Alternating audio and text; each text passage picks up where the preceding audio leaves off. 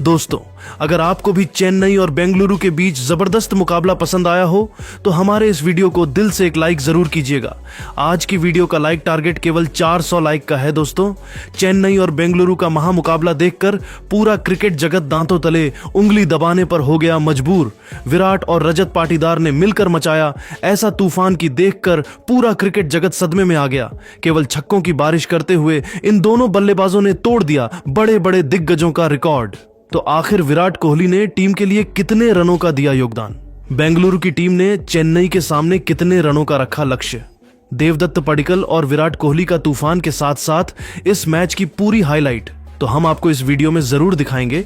लेकिन उससे पहले आपको क्या लगता है, विराट कोहली और महेंद्र सिंह धोनी में कौन है सबसे महान खिलाड़ी और कप्तान? आप खुद नीचे कमेंट करके जरूर बताइए। दोस्तों, आईपीएल 2025 का सबसे जबरदस्त मुकाबला एमए चिदंबरम स्टेडियम में शुरू हुआ। इस मुकाबले में रॉयल चैलेंजर बेंगलुरु और चेन्नई सुपर किंग की टीम आमने सामने थी। सिक्का उछाला गया तो चेन्नई के कप्तान ऋतुराज गायकवाड़ ने जीता, लेकिन उन्होंने पहले गेंदबाजी करने का फैसला किया और बेंगलुरु की टीम को बल्लेबाजी करने के लिए आमंत्रित किया। बेंगलुरु की तरफ से इस मुकाबले में पारी की शुरुआत करने के लिए विराट कोहली के साथ फील साल्ट की खतरनाक जोड़ी मैदान पर उतरी। वहीं चेन्नई की तरफ से पहला ओवर लेकर आए टीम के सबसे खतरनाक गेंदबाज खलील अहमद खतरनाक गेंदबाजी कर रहे थे। एक एक रन बनाना बेंगलुरु के लिए बेहद कठिन हो रहा था, लेकिन ओवर की चौथी गेंद पर प्रेशर में आकर फिल सॉल्ट ने खतरनाक चौका जड़ा और अपने टीम का खाता खोला। मगर उसके बाद फिल सॉल्ट ने पांचवी गेंद को भी चौके में तब्दील कर दिया और अपनी टीम को पहले ही ओवर में 9 रनों तक पहुंचा दिया। दूसरे ओवर में ही ऋतुराज गायकवाड़ ने अपने फिरकी के जादूगर अश्विन को बुला दिया, लेकिन फिल सॉल्ट ने इनका स्वागत पहली ही गेंद पर खतरनाक छक्का लगाकर किया और अपने टीम के स्कोर को रॉकेट के रफ्तार की तरह आगे बढ़ाया। दूसरी गेंद को भी उन्होंने चौके में तब्दील कर दिया। बेंगलुरु की टीम को शानदार शुरुआत मिल चुकी थी। टीम का स्कोर तेजी से आगे बढ़ रहा था। विराट कोहली भी बेहतरीन फॉर्म में दिखाई दे रहे थे। फील सॉल्ट ने ओवर की अंतिम गेंद को भी चौके में तब्दील कर अश्विन की जमकर कुटाई कर दी और अपने टीम के स्कोर को 2 ओवर में ही 25 रनों तक पहुंचा दिया। अश्विन के ओवर से फील सॉल्ट ने अकेले ही 16 रन बटोर लिए। तीसरा ओवर लेकर आए विकेट की तलाश में एक बार फिर खलील अहमद। इनका स्वागत एक बार फिर फिल सॉल्ट में चौथी गेंद पर चौका लगाकर किया और फिर अंतिम गेंद पर 2 रन लेकर अपनी टीम को 3 ओवर में 32 रनों तक पहुंचा दिया। अभी तक मुकाबले में बेंगलुरु की टीम पूरी तरह से चेन्नई पर हावी नजर आ रही थी। चेन्नई को लगातार विकेट की तलाश थी। गेंदबाज विकेट निकालने में असफल नजर आ रहे थे। ऋतुराज गायकवाड़ ने चौथे ओवर में ही बड़ा बदलाव किया और गेंदबाजी करने के लिए अपने टीम के असली हीरो सैम करन को बुलाया और उन्होंने शानदार गेंदबाजी का नजारा दिखाए। बेंगलुरु की टीम को रन बनाना बहुत मुश्किल हो रहा था। इस ओवर में सैम करन ने केवल 5 रन दिए और बेंगलुरु का स्कोर 4 ओवर में 37 रनों तक पहुंच पाया। इन दोनों खिलाड़ियों के बीच एक अच्छी साझेदारी पनपत्ती हुई दिखाई दे रही थी। 5वें ओवर में ऋतुराज गायकवाड़ ने एक और बड़ा बदलाव किया और इस बार गेंदबाजी करने के लिए बुलाया पिछले मैच के असली हीरो रहे नूर अहमद को। यह भी खतरनाक गेंदबाजी दिखा रहे थे, लेकिन चौथी गेंद पर विराट ने शानदार चौका लगाकर टीम के स्कोर को तेजी से आगे बढ़ाया। लेकिन नूर अहमद ने ओवर की अंतिम गेंद पर अपनी फिरकी से फील सॉल्ट को धोनी के हाथों स्टंपिंग करवाकर पवेलियन का रास्ता दिखा दिया और बेंगलुरु को 45 रनों के स्कोर पर पहला झटका लग गया।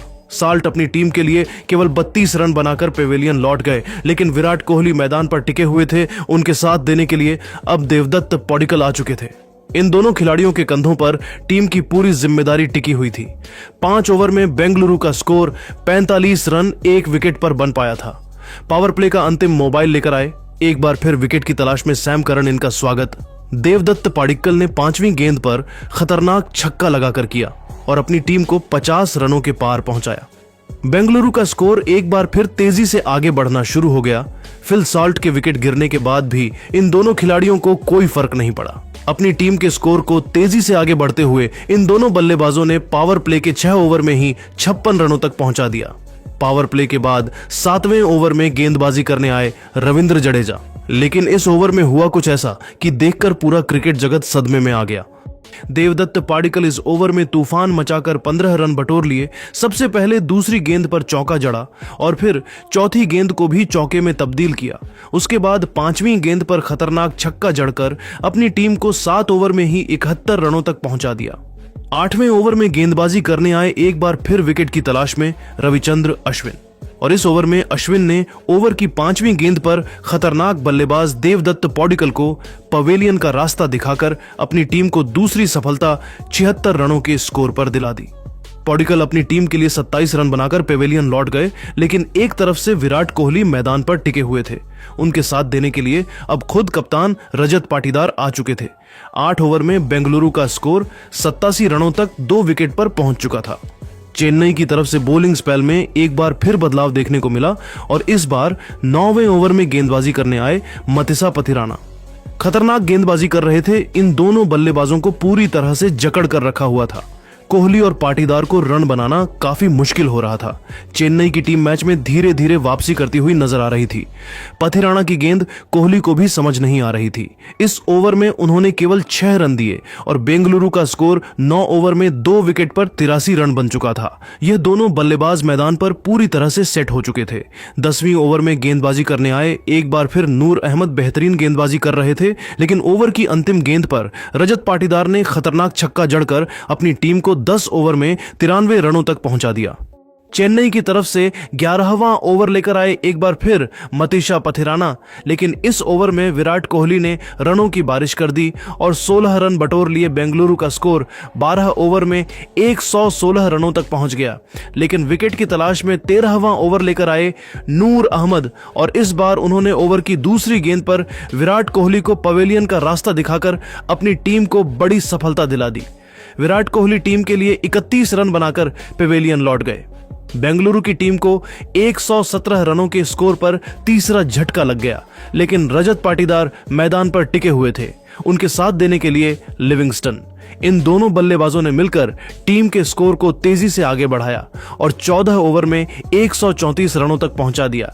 जिस तरह से यह दोनों बल्लेबाज बैटिंग कर रहे थे और बेंगलुरु का स्कोर आगे बढ़ रहा था, वह देखकर तो यही लग रहा था कि चेन्नई के सामने बड़े दोनों बल्लेबाज टीम के लिए तेजी से रन बटोर रहे थे। एक अच्छी साझेदारी हो रही थी।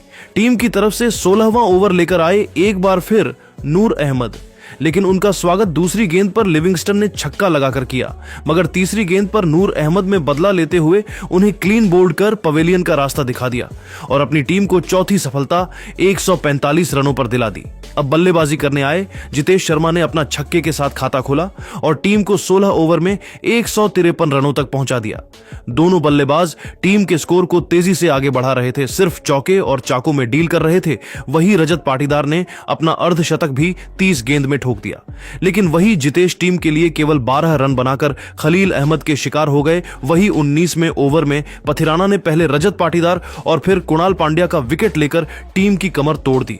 अंतिम ओवर में टीम डेविड ने 3 गगनचुंबी छक्के लगाकर चेन्नई के सामने 117 रनों का पहाड़ जैसा लक्ष्य खड़ा कर दिया। तो अब आपको क्या लगता है, विराट कोहली, रोहित शर्मा और महेंद्र सिंह धोनी में कौन है सबसे महान खिलाड़ी और कप्तान? आप खुद नीचे कमेंट करके जरूर बताइए और ऐसी ही नई नई वीडियो के लिए हमारे चैनल को जरूर सब्सक्राइब करिए। धन्यवाद।